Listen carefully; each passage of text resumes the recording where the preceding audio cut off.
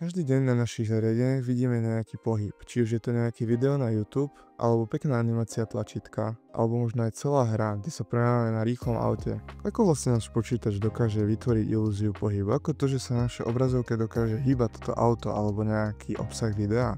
Poďme sa na to pozrieť.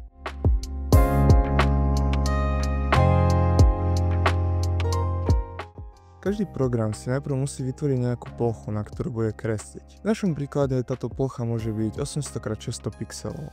Každý program môže začať s tým, že si zvolí nejakú farbu pozadia. Napríklad v našom prípade si vyberieme bielu. Potom si môžeme nakresliť červený štvorec, ktorý sa budeme pokúšať pohnúť. Ale ako? Ako pohneme tento štvorec? Ako vlastne dokáže fungovať pohyb vôbec v počítači, keď zatiaľ toto je, dá sa povedať, iba obrázok, ktorý sme vytvorili kódom. Skúsme pridať premeny do tohoto kódu, že či sa to bude hýbať, ak ich budeme meniť. Ako môžete vidieť, náš štvorec sa nebude hýbať, aj keď v kóde môžete vidieť x plus rovná sa 1, čo znamená, že ku x pripočítavame 1, aj tak sa náš štvorec nepohne žiadnym smerom. Prečo?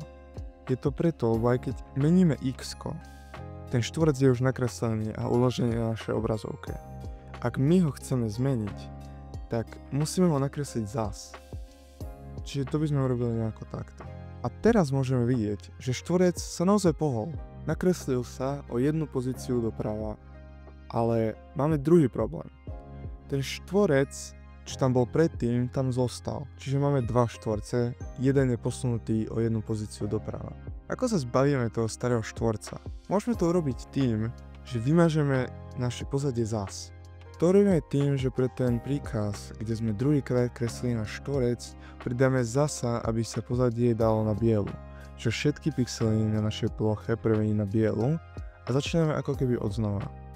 Čiže keď teraz by sme spustili ten program, tak vidíme, že náš štvorec sa nakreslí o jednu pozíciu doprava. Teraz sa niektorí z vás môžu pýtať, ale ja keď vidím pohyb na mojej obrazovke, nevidím pozadie celého môjho programu preblikávať cez môj pohyb. A to je dobrá pointa.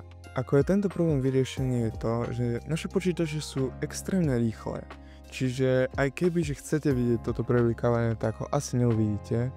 A potom sú ešte nejaké iné, troška komplikovanejšie princípy, ako sa tento problém rieši, ktoré tu nebudeme rozoberať.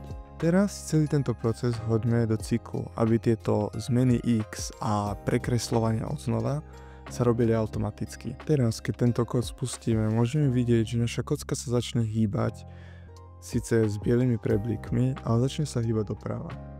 Takže keďže tieto prebliky trvajú menej ako 1/100 sekundy, tak my na našej obrazovke vidíme, že sa štvorec hýbe plynulo. A to je všetko. To je ako funguje pohyb počítači.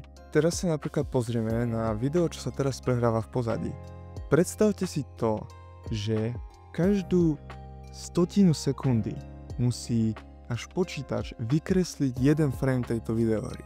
Čiže musí vypočítať svetlo, musí nakresliť tisíce poligónov, ktoré sú na rôznych miestach. Všetko to nakresliť za menej ako 1/100 sekundy, menej ako nám trvá žmurknúť. A potom to celé vymazať a nakresliť to zas.